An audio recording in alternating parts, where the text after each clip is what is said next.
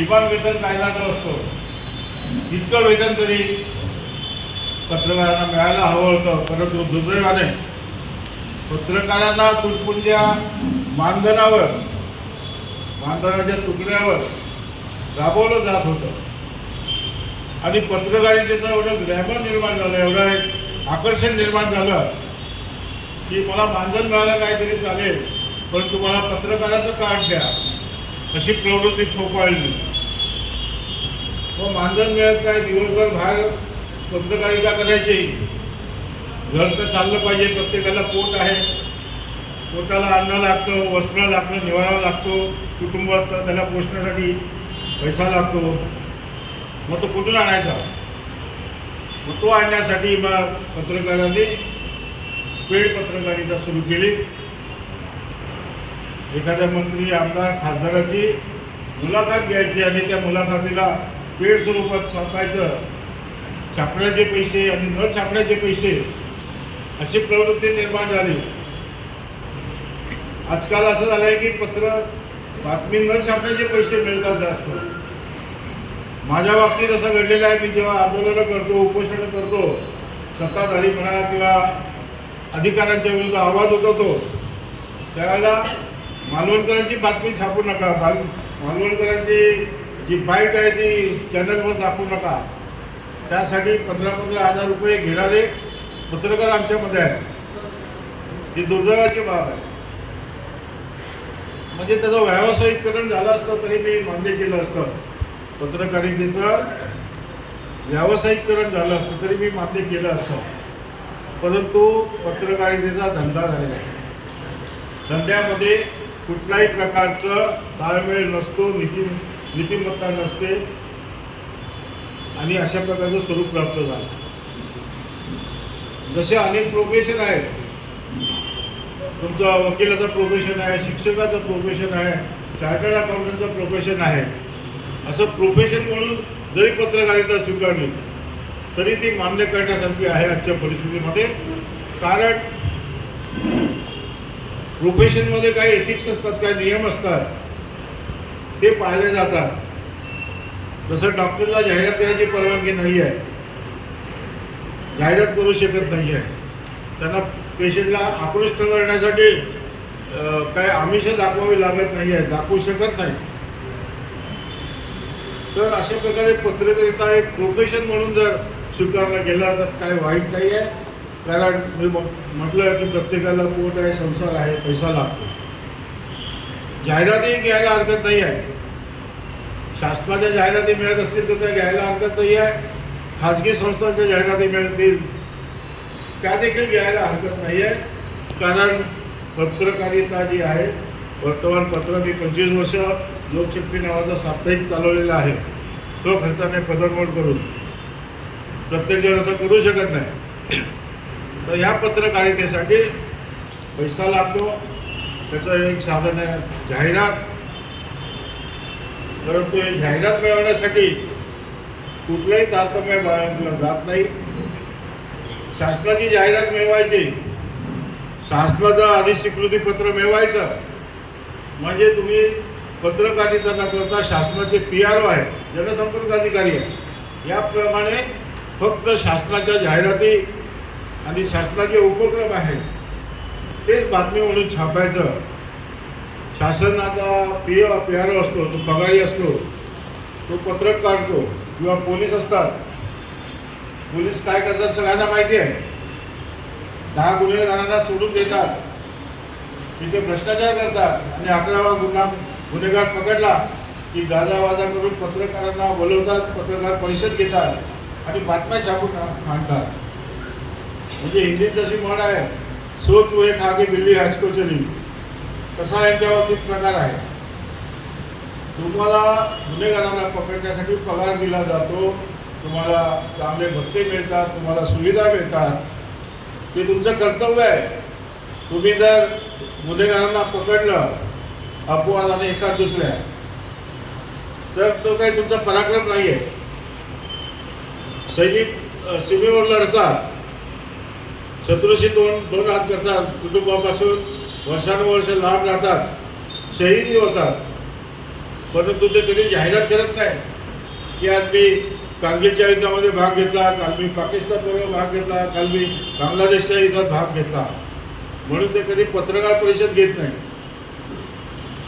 परंतु इथे शासन प्रशासन असो, पत्रकारांना बोलवायचा, त्यांना चहा पाणी नाश्ता आणि वरती पाकिट द्यायचं आणि आपल्याला पाहिजे तशा बातम्या छापून आणायच्या, ही प्रवृत्ती बळावली आहे. खरा पत्रकार कोण आहे? शासनाच्या जाहिराती करण्यासाठी पत्रकाराचा जन्म नाही आहे. प्रशासनाची जाहिरात करण्यासाठी, त्यांची खुशामत करण्यासाठी पत्रकारितेचा जन्म झालेला नाही आहे. समाजामध्ये जे दोष आहेत, प्रशासनामधला जो भ्रष्टाचार आहे, शासनामधला जो मनमानी कारभार आहे, त्यावर आसूड ओढण्याचं काम पत्रकारितेचं आहे. आणि खरी पत्रकारिता जर आपल्याला टिकवायची असेल तर आपण लेखणीला आसूड केलं पाहिजे. समाजातील अपप्रवृत्ती असो, भ्रष्टाचार असो, शासनाचा गैरकारभार असो, त्याच्याविरुद्ध लेखणीची तलवार केली पाहिजे. पूर्वी म्हणायचे, खिचो न कमान को न तलवार निकालो, जब तोप मुकाबिल है तो अखबार निकालो. वर्तमानपत्राची इतकी मोठी ताकद आहे, परंतु ती ताकद जर कोणाच्या दावणीला बांधली गेली, या ज्या भांडवलदारांचे संपादक असतात ते गोट्याला बांधलेल्या बैलाप्रमाणे असतात. मालकाने सांगितलं तेच लिहायचं, मालकाची जी पॉलिसी आहे तीच राबवायची. स्वतःचं स्वतंत्र मत नसतं. स्वतःच्या स्वतंत्र मताने ते 4 अक्षरही लिहू शकत नाही. आणि एकदा शासनाची मर्जी राखली तर मालक हा शासनाचा बिंदा असतो, त्यांच्याकडनं सुविधा घेतलेल्या असतात. एकदा शासनाची मर्जी राखली की मी तुम्हाला राज्यसभेवर पाठवलं जातं, MLC केलं जातं, ती हमेशा दिली जातात. तर आपला जन्म MLCसाठी नाही, आपण काय नेते नाही आहोत, आपण समाजाचे दीपस्तंभ आहोत, मार्गदर्शक आहोत. मी नेहमी सांगत असतो की पत्रकार आणि सामाजिक कार्यकर्ता हा टॉवरच्या घड्याळाप्रमाणे असतो. पूर्वीच्या काळी टॉवरचे घड्याळ असायचे किंवा समुद्रामध्ये दीपस्तंभ असतो.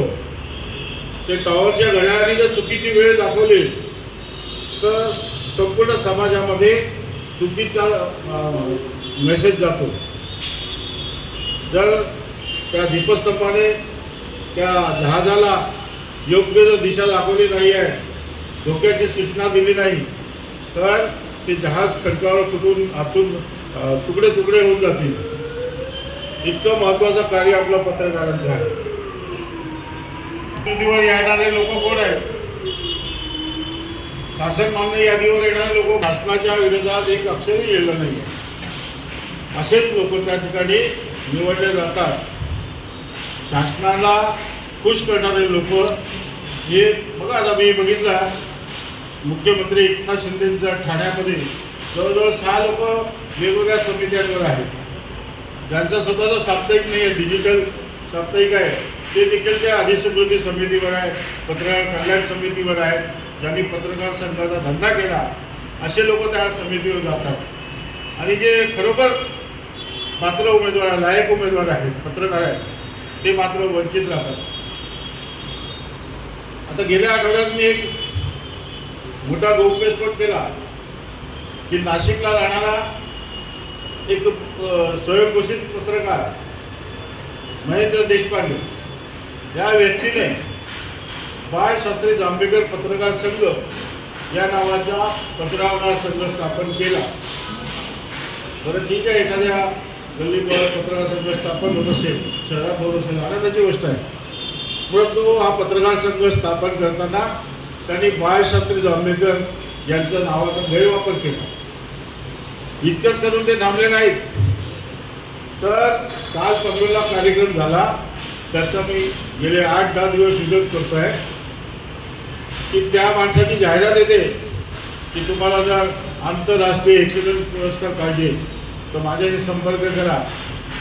त्याला संपर्क केल्या तो बोलतो तुमची माहिती पाठवा, आणि माहिती पाठवल्यानंतर 4-5व्या मिनिटाला तुम्हाला फोन येतो की तुमची आंतरराष्ट्रीय एक्सलन्स अवॉर्डसाठी निवड झालेली आहे आणि तुम्ही 4,000 रुपये पत्रकार कल्याण निधीसाठी पाठवा. म्हणजे 4,000 रुपयामध्ये आंतरराष्ट्रीय स्वरूपाचं पारितोषिक देणारा हा भामटा आहे. त्याच्यावरून तुम्ही आवाज उठवला. अनेक पत्रकारांनी किंवा सामाजिक कार्यकर्त्यांनी तिथे 4,000 रुपये भरले. पनवेलचे खासदारांची लोकप्रियता, माजी खासदार आमचे ठाकूर यांची लोकप्रियता कॅश करण्यासाठी त्यांनी पनवेलला वासुदेव बळवंत फडके सभागृह निवडला. म्हणजे खासदारांची माणसं, त्यांचे समर्थक मोठ्या संख्येने येतील. काही मंत्र्यांची, काही पत्रकारांची नावं टाकली आणि अशा प्रकारे फोटो आम्ही टाकून 4,000, 8,000, 10,000 रुपये घेऊन काही लोकांना PhD देतो सांगून 30,000 रुपये घेऊन तो हा ग्रस्त वर्षभर कार्यक्रम करीत असतो. असे जे भामटे लोक आहेत पत्रकारितेमध्ये की पत्रकारितेशी त्यांना काय धंदा नाही आहे. वर्षातून 6 कार्यक्रम करायचे. एका कार्यक्रमात 2 लाख जरी मिळाले तरी 7-8 लाख रुपये कमाई होते. आपला वर्तमानपत्राचा जो संपादक असतो त्याला देखील एवढा पगार नसतो. तेवढे पैसे वाम मार्गाने कमवतात. ह्या अपप्रवृत्तीचा विरोध केला पाहिजे. परंतु विरोध करण्याऐवजी स्वतःला मोठे पत्रकारितेचे गुरु समजणारे, ज्येष्ठ श्रेष्ठ समजणारे पत्रकार मला सल्ला देतात, हे दिलीप तुला काय करायचं आहे, तो त्याचा धंदा आहे त्याला करू दे, तू कशाला त्यात नाक खूप बसतो. म्हणजे पत्रकाराने अन्यायाविरुद्ध आवाज उठवायचा नाही तर काय करायचं. पत्रकाराचं पहिलं कर्तव्य आहे की जिथे जिथे अन्याय दिसेल, अत्याचार दिसेल, भ्रष्टाचार दिसेल त्याच्याविरुद्ध आवाज उठवला पाहिजे. आणि आपण जर अशा अपप्रवृत्तींना समर्थन देत असू, उघडपणे जरी नाही दिलं आणि मोकळं संमती जरी दिली तरी आपण त्याच्यापेक्षा जास्त गुन्हेगार आहोत. अशा प्रकारे पत्रकारितेचा गैरवापर होणं हा चुकीचा आहे. आणि पत्रकारितेची ताकद काय आहे हे आमच्या अन्यायविरोधी संघर्ष समितीच्या माध्यमातून आम्ही वेळोवेळी दाखवून दिलेलं आहे. उल्हासनगरमधला एक जनसंपर्क अधिकारी युवराज भदाणे, ज्याला मुख्यमंत्री, खासदार, 16 आमदारांचा पाठिंबा होता, त्याच्या विरोधात 5 वर्ष आम्ही पाठपुरावा केला. त्यात गवई आहे, जगताप आहे, सर्व या समितीचे लोक आहेत. आणि शेवटी क्लास 2 दर्जाचा अधिकारी आम्ही बडतर्फ करायला लावला. ही मोठी ताकद आहे पत्रकारितेची. अनेक अधिकाऱ्यांना धडा शिकवला. पत्रकारितेमध्ये इतकी ताकद आहे की तुम्हाला मुख्यमंत्री, खासदार, आमदार तुम्हाला थरथर कापले पाहिजे की मालवणकरनी उद्या काय लिहिणार आहे हे त्याचे त्यांना धसका बसला पाहिजे. परंतु इथे काय पत्रकार परिषदेमध्ये छापील प्रेस नोट दिली जाते, पोलीस छापील प्रेस नोट देतात आणि तीच बातमी म्हणून कॉपी पेस्ट करून संपूर्ण सर्व वर्तमानपत्रामध्ये छापली जाते. ही पत्रकारिता नाही आहे. असे जे लोक आहेत त्यांना मी पत्रकार म्हणत नाही तर ते पोस्टमन त्यांना म्हणतो. जसं पोस्टामध्ये एखादं पत्र आलं तर त्या पत्त्यावर पोचवायचं एवढं काम त्या पोस्टमनचं असतो. आतमध्ये काय मजकूर आहे त्याच्याशी त्याला काही देणं घेणं नसतं.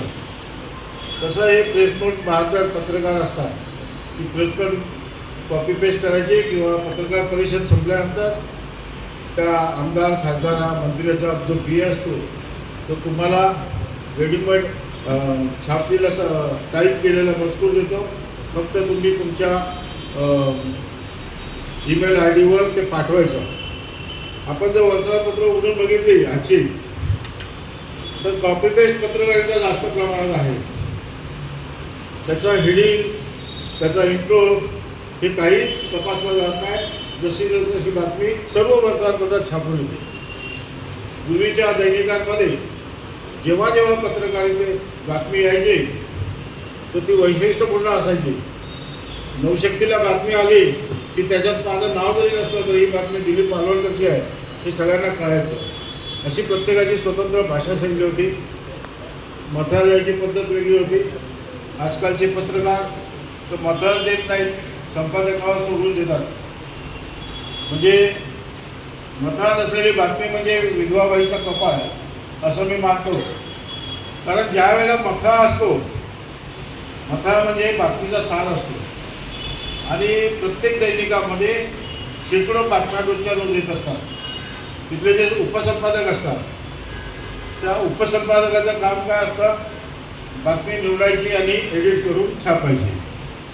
आता ज्या बातमीला मथा नाही त्याचा विषय त्या संपादकाला कळणार नाही आणि त्याचं सविस्तर वाचन करायला त्याला वेळ नसतो, ती बातमीला बातमी भेटली जाते. बातमीचा मथा इतका आकर्षक असला पाहिजे की पाहता क्षणी ती बातमी भावली पाहिजे आणि संपादकांनी ती उचलली पाहिजे. दुसरा प्रकार आहे की शुद्ध लेखनाचा अभाव असतो.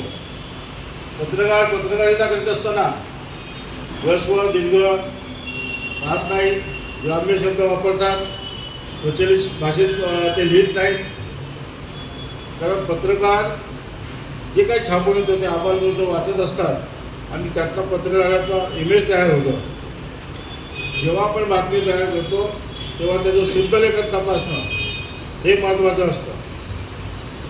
आणि बातमी म्हणजे काय, तर नुसतं नामावली लिहिली, अध्यक्ष कोण होता, प्रमुख पाहुणा कोण होता, स्वागताध्यक्ष कोण होता आणि कोण कोण उपस्थित होते, ही बातमी होत नाही. ते हँडबिल होतं, हँडबिल. बातमी लिहिताना जसं आपण शाळेमध्ये निबंध लेखन करताना जो प्रकार आपण केलेला आहे, जर कोणाला माहिती नसेल तर निबंध लेखनामध्ये 3 टप्पे असतात. एक असतो प्रस्तावना, दुसरा असतो विस्तार आणि तिसरा असतो निष्कर्ष. तर बातमी पण ह्या 3 टप्प्यामध्ये असली पाहिजे. पहिल्या पॅरेग्राफमध्ये बातमीचा मतितार्थ जो आहे तो आला पाहिजे. म्हणजे इंट्रो वाचूनच वाचकाला कळलं पाहिजे की बातमी काय आहे. त्यानंतर विस्ताराने त्या बातमीचा विस्तार करा आणि त्यानंतर निष्कर्ष करा. अशा पद्धतीने बातमी लिहिली तर ती शॉर्ट बट स्पीड होते आणि लोकांना वाचणे पण वाटते. अशा बरेच मुद्दे सांगण्यासारखे आहेत. आपले पत्रकारांमध्ये अनेक संघटना आहेत, परंतु ते वेगवेगळ्या चुली मांडून बसतात. मला अध्यक्ष व्हायचं आहे, मी एखाद्या आचार्याकडे पत्रकार संघ काढला, गवईला व्हायचं आहे आणि बाबासाहेब आंबेडकर पत्रकार संघ काढला, खंडुरेला व्हायचं आहे, त्यांनी अखिल भारतीय पत्रकार परिषद काढली. अशा प्रकारे केले जातात. जेव्हा आपल्याला एकजूट असेल तरच शासन आपल्याला न्याय देईल. तुम्ही कुठल्याही गटात विभागले गेले असाल हरकत नाही, परंतु जेव्हा पत्रकारांच्या अस्मितेचा प्रश्न येतो, पत्रकारांच्या न्याय हक्काचा प्रश्न येतो, तेव्हा सगळ्यांनी आपल्या संघटनेचे जे चप्पल असतात ते बाहेर काढून एकत्र झालं पाहिजे, तरच पत्रकारांना न्याय मिळेल. दुसरी गोष्ट म्हटली जाते की पत्रकारांवर अन्याय होतो, पत्रकारांना डावललं जातं. तर याच्याशी मी बिलकुल संमत नाही. पत्रकार ही डावलण्यासारखी वस्तू नाही आहे, व्यक्ती नाही आहे. पत्रकाराला शासनाला झुकवण्याची ताकद आहे, प्रशासनाला झुकवण्याची ताकद आहे, सत्ताधीशांना खाली खेचण्याची ताकद आहे. आणि तुम्ही कसं म्हणता की पत्रकारांना न्याय मिळत नाही, पत्रकारांना अन्याय होतो. जो अन्याय सहन करतो तो पत्रकारच नसतो. अन्यायाविरुद्ध आवाज उठवा. तुम्हाला कानाखाली काढायची गरज नाही आहे. शिका, संघटित व्हा आणि संघर्ष करा. बाबासाहेब आंबेडकरांनी सांगितलं आहे ते तत्त्व तुम्ही एकत्र आणा. पत्रकारिता करताना आपल्याला अद्ययावत ज्ञान नसलं पाहिजे, अपडेट आपण राहिलं पाहिजे. कुठल्याही विषयावर जर भाष्य करायचं आहे तर आपल्याला त्या विषयाचा सखोल अभ्यास असला पाहिजे. बातमी लिहिण्यापेक्षा बातमी मागची बातमी जी असते त्याचं जे विश्लेषण करता आलं पाहिजे. आता गेल्या 12 वर्षापासून मी बातमी लिहिणं बंद केलं. राजकीय आणि सामाजिक विश्लेषणात्मक माझे लेख असतात. तर विश्लेषण करताना आपल्याला त्या विषयाचा अभ्यास पाहिजे, समस्या काय आहे, त्या समस्येवरचा उपाय काय आहे, तोडगा काय आहे, तो सुचवता आला पाहिजे. नुसतं आपण बातमीदारी केली म्हणजे कारकुनी केली असं होतं. तसं न करता जशा पद्धतीने संपादक आपले विचार मांडत असतात त्या पद्धतीने आपल्याला आपले विचार प्रखरपणे मांडता आले पाहिजे. आणि पत्रकारांना धमकवण्याची कोणाची हिंमत नाही आहे. जर तो सच्चा पत्रकार असेल, निष्पक्ष नसेल, तशा एकाही पत्रकाराला धमकवण्याची ताकद कुठल्याही शक्तीमध्ये नाही आहे आणि धमक्यांना घाबरण्याचं कारण नाही आहे. पत्रकार ही अशी एक ताकद आहे की भल्या भल्यांना भुईसपाट करू शकते. आता आपण माझे जर लेख वाचले असतील तर आपल्याला कल्पना आली असेल की सत्ताधाऱ्यांच्या विरोधात आवाज उठवणं, त्यांच्या चुकांचं दिग्दर्शन करणं, समाजापुढे मांडणं ही खरी पत्रकारिता आहे. मुख्यमंत्र्यांच्या दौऱ्याचे, दैनंदिन कार्यक्रमाचे प्रेस पण छापणारे अनेक पत्रकार आहेत. मी एका पत्रकार संघाचा सदस्य आहे, पत्रकार व हितचिंतक. तर त्याच्यामध्ये काही पत्रकार असे आहेत, अजितदादांचा दौरा सकाळी 6 वाजता इथे, 8 वाजता इथे, 10 वाजता इथे, म्हणजे तुमचं काम नाही आहे. पत्रकाराचं काम आहे त्या दौऱ्यामध्ये त्यांनी काय केलं, कुठल्या योजनांचं उद्घाटन केलं, कुठलं भूमिपूजन केलं किंवा त्यामध्ये काय त्रुटी आहेत. आता परवाच्या दिवशी मी सहज नेताजी चौकात गेलो होतो. तिथे एक डांबरचा ट्रक उभा होता आणि पॉट फिलिंगला म्हणतो आपण, खड्डे भरणं, ते काम सुरुवात करणार होते. तर तिथे बघितलं ट्रक बनलेला होता, त्याच्यामध्ये डांबरच्या ऐवजी केमिकल मिश्रित अशा दगडाचा हे होतं. मी लगेच फोटो काढला आणि व्हायरल केला. आयुक्तांनी त्याची दखल घेतली, लगेच तिथे तो ट्रक थांबवला आणि ते काम थांबवलं. ते एवढी मोठी ताकद पत्रकारांमध्ये आहे. एखादा आता एक अजून उदाहरण सांगतो की आपले जे आमदार आहेत, नाव नाही घेत, तर त्यांनी एक पाणी पुरवठाच्या प्रतिबंधित क्षेत्रामध्ये समाज मंदिर बांधायला घेतलं होतं. तर मी त्याला आव्हान दिलं की समाज मंदिराच्या साठी प्रतिबंधित क्षेत्रात काम करता येणार नाही. प्रतिबंधित क्षेत्र जे आहे, वॉटर सप्लायची पाण्याची टाकी आहे ती प्रतिबंधित आहे. त्या ठिकाणी तुम्हाला समाज मंदिर उभारता येणार नाही आणि जर तुम्ही उभारायचा प्रयत्न केला तर माझ्या विरोधाला सामोरं जावं लागेल. त्या आमदाराने लगेच शरणागती पत्करली आणि ते समाज मंदिराचं काम रद्द केलं. म्हणजे तुमच्या एका लेखणीमध्ये एवढी ताकद आहे. मग संघर्ष जर करायचा असेल तर आधी आपलं अस्तित्व निर्माण करायला पाहिजे. उद्या गवईचा लेख आला, जगतापचा लेख आला तर आपले वस्त्रहरण होईल. महापालिकेतली एक प्रियंका राजपूत नावाची महिला अधिकारी आहे, तिच्यावर ती निवडणूक मतदार जागृती सप्ताह होता, त्या सप्ताहामध्ये त्या महिलेने 1.5 कोटीचा भ्रष्टाचार केला. काम न करता बिलं मंजुरीसाठी पाठवली. मी लगेच त्याला हरकत घेतली आणि ती 1.5 कोटीची जी बोगस बिलं होती ती रोखली गेली आणि चौकशी समिती नेमली गेली. लेखा परीक्षण केलं गेलं आणि त्या समितीने अहवाल दिला की इथे आर्थिक गैरव्यवहार झालेला आहे, वित्तीय अनियमितता दिसून येते.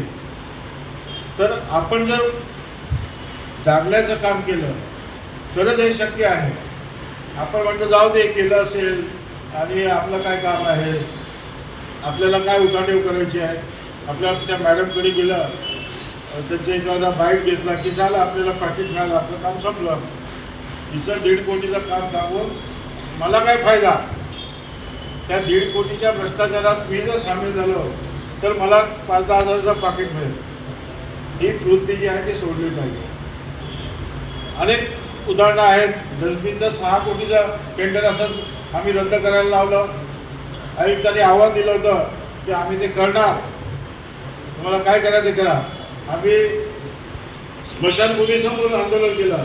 जगातलं असं एकमेव पहिलं उपोषण असेल की जे स्मशानभूमीच्या समोर झाला आणि त्या भ्रष्टाचाराची आम्ही पेरयात्रा काढली आणि ते 6.5 कोटी दरवर्षी जे टेंडर निघलं होतं ते रद्द केलं.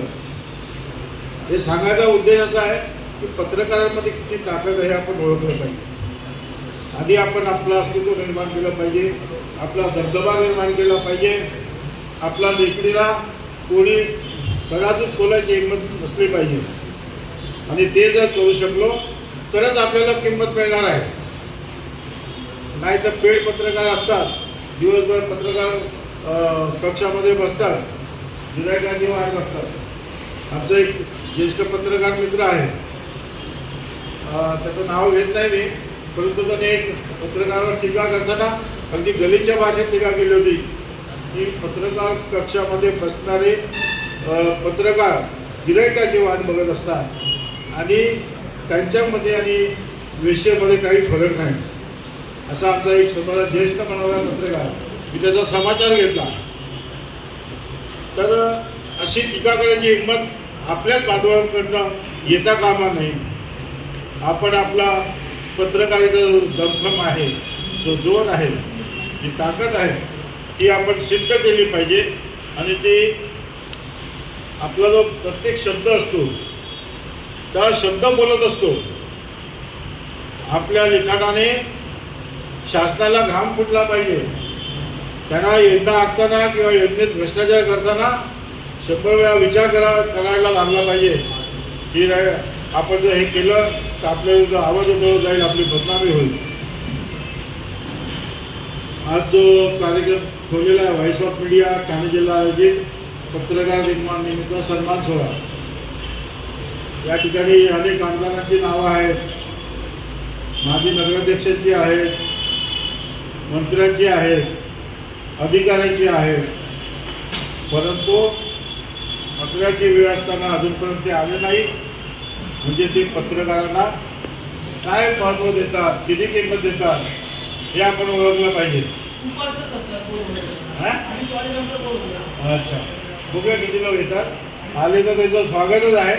परंतु पत्रकार जितक्या तत्परतेने पत्रकार परिषदेला धावतात, मिटिंगला धावतात, नुसता मेसेज आला व्हॉट्सअपवर की धावले, कुठल्या हॉटेलमध्ये पार्टी आहे, कुठल्या प्रेस कॉन्फरन्स आहे, ती चालले, खाण्यापिण्याची आणि बाकीची सोय होती.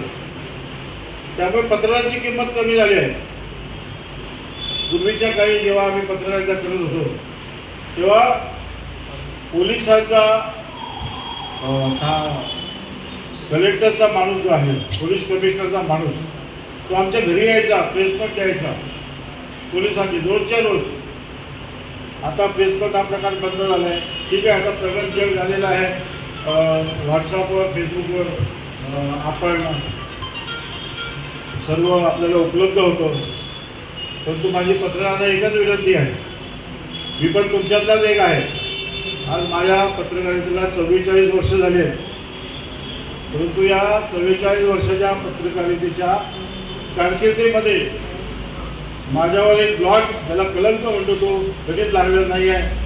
कुठलाही नेता अधिकारी म्हणणार नाही की मालवणकरने माझ्याकडनं पाकिट दिलं, मालवणकर माझ्या पार्टीला आला, मालवणकरला आम्ही हे केलं, कधीही म्हणणार नाही. तर एवढी स्वच्छ पत्रकारिता असेल, निर्भीड पत्रकारिता असेल तर कोणालाही तुमच्याकडे बोट दाखवायचा हिंमत होणार नाही. एक शेवटचं उदाहरण सांगतो आणि वाईंडअप करतो, कारण बरेच वक्ते आहेत. माझी वेळ आता जवळजवळ संपत आली आहे. किती मिनिटं आली? 20 मिनिटं का? आता आम्ही बोलायला लागलो की ते प्रोफेसर लोकांची सवय झाली, 40 मिनिटाची घंटा वाजल्याशिवाय आम्ही खाली बसत नाही. तर 5 मिनिटं शेवटचे. मागच्या निवडणुकीची गोष्ट आहे आणि आमचे पत्रकार मित्र साक्षीदार आहेत. अंबरनाथ मतदारसंघाचे बालाजी किणीकर आहेत, ते उमेदवार होते. त्यांनी मला सांगितलं आपले जे पत्रकार असेल त्यांना घेऊन या. त्यांना घेऊन गेलो, भेट करून दिली.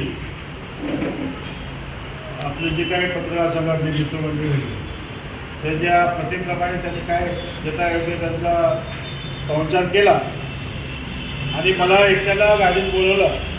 बालाजी किणीकर असते तर त्यांच्यासमोर मी बोललो होतो. एकट्याला गाडीत बोलवलं आणि बोलले, मालवणकर साहेब हे 50,000 रुपये तुमच्यासाठी ठेवा.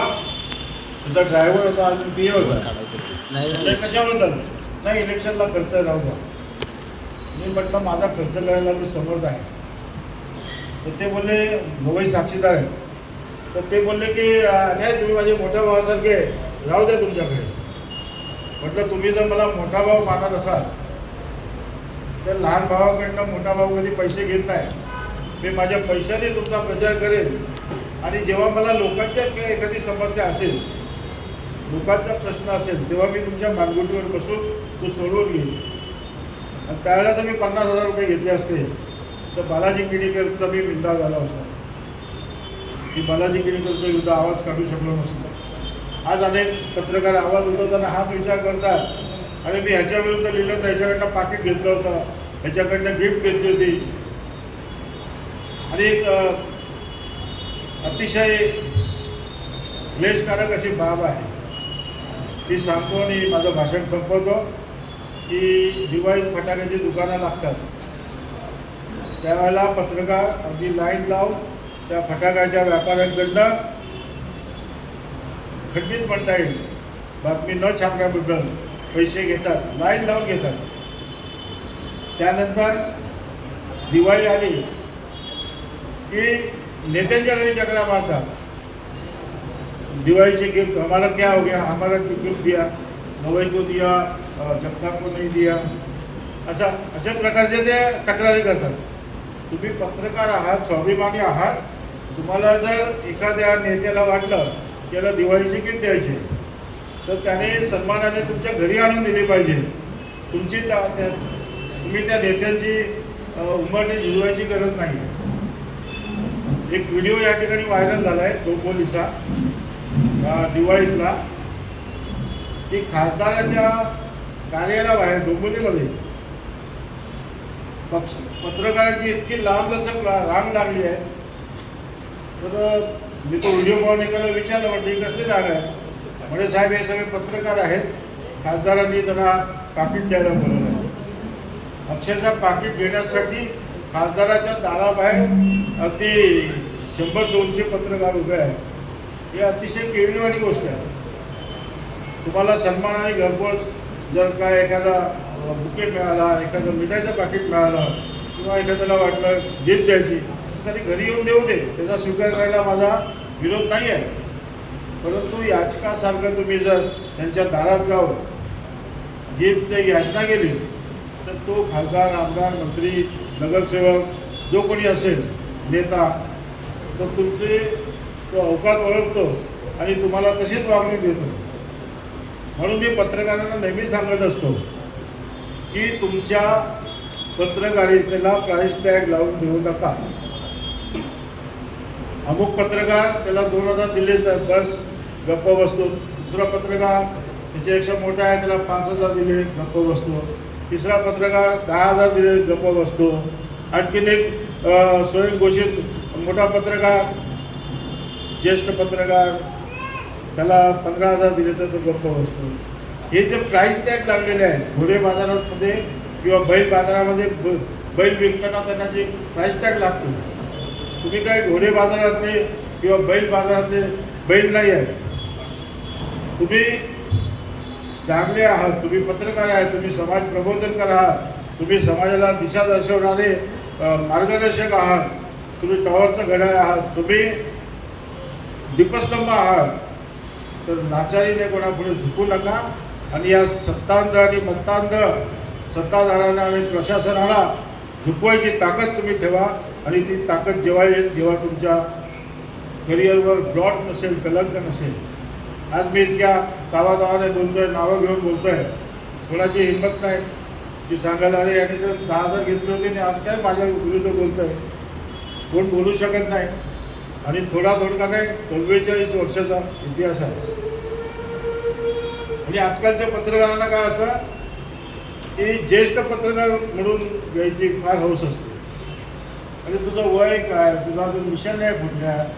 हां, आमचे केस पांढरे झाले 65-68 वर्ष झाले तेव्हा आम्हाला लोक ज्येष्ठ पत्रकार म्हणतात. आणि 18 वर्षी पत्रकारिता, 25 वर्षी होतो मी ज्येष्ठ पत्रकार. आणि पत्रकारिता काय, तर बाईट घ्यायचं.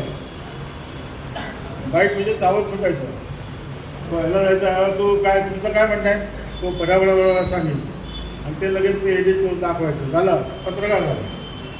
ही अशी स्वस्तातली पत्रकारिता नको.